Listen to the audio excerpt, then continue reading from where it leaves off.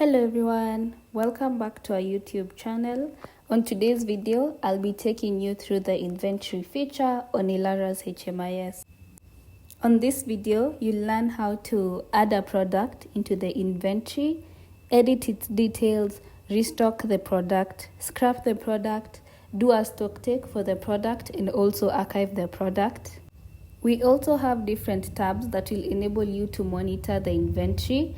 These are the available stock tab, stock movement, batches, and an archive tab for all the archived products.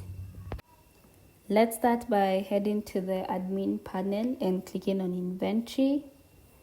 Once you're there, on your right, you'll get to see an add product button. On click, you'll see inputs to add the credentials for your new product. For this case, our product will be morphine. For the product type, it's a product and not service, and then input the SKU. After that, you have to select the category of the product, which for this case is consumables. And for the pricing section, we'll put a 300 milligrams tablet, which is 1 unit per package, selling at 50 shillings. Make sure you activate it so that it is visible in the POS.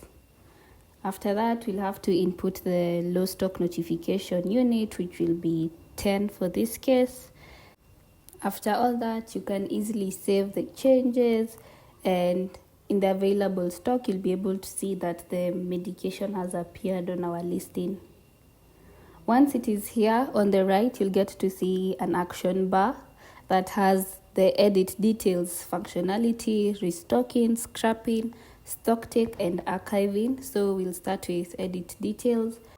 Once you click on it, you'll get back to the product information and you can change any detail that you want, be it the stock notifications or the pricing. Once done, make sure to save the changes and it will reflect. After that, we'll head back to restocking. For restock, a module will pop up where you'll have to select the package. This is if the product has several packages. You get to select the specific package that you add in, input the buy-in price, the expiry date, and the packages to add. Once done, add the items and it will successfully be restocked. Next, let's head to scrap items. On scrap items, you'll begin by selecting the package. This is if the specific product has several packages. You just get to select the specific one, add the batch number, give a reason for why you're scrapping, if it's damage or loss, and then add the packages to scrap, and once done, you get to scrap the items. Once that's done, we'll head on to stock take. For stock take, technically is just aligning the number of products in the pharmacy with the number indicated in the inventory. So for this case, we'll just increase the figure by 10 and then confirm that. And just like that, it has been updated. Lastly, we'll head to the archive feature. Once you click on it, it will bring a warning message confirming if you actually want to archive the product, and once you confirm it, you can click on archive and the product will be archived successfully. That's it for mainly the functionalities for any product in the inventory. Next, we'll go to the tabs that are available. We'll start off with the available stock.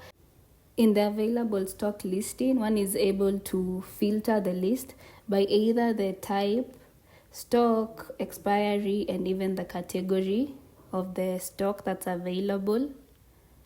And once you apply the filters, you'll see that the listing has been updated. Also, you'll get to see under each product there's an accordion, and once you open the accordion, it will show you the available packages under that specific product. Next, we'll head to the stock movement listing.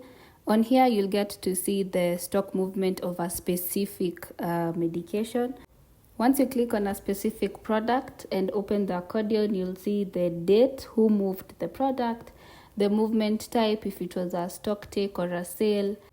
Also the units that were specifically moved at that specific time, and the available units after the stock take was done.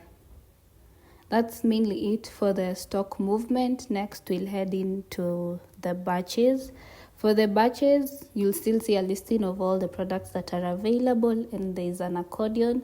Once you click on the accordion, you'll get to see a listing of the batch numbers, who added the product, the expiry date of that specific batch, the units in the batch that were added, and the buying price of the specific batch.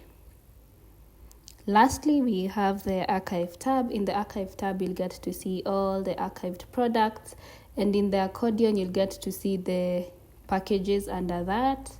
And on the right, there's an action bar. Once you click on it, you'll get an option to restore the product.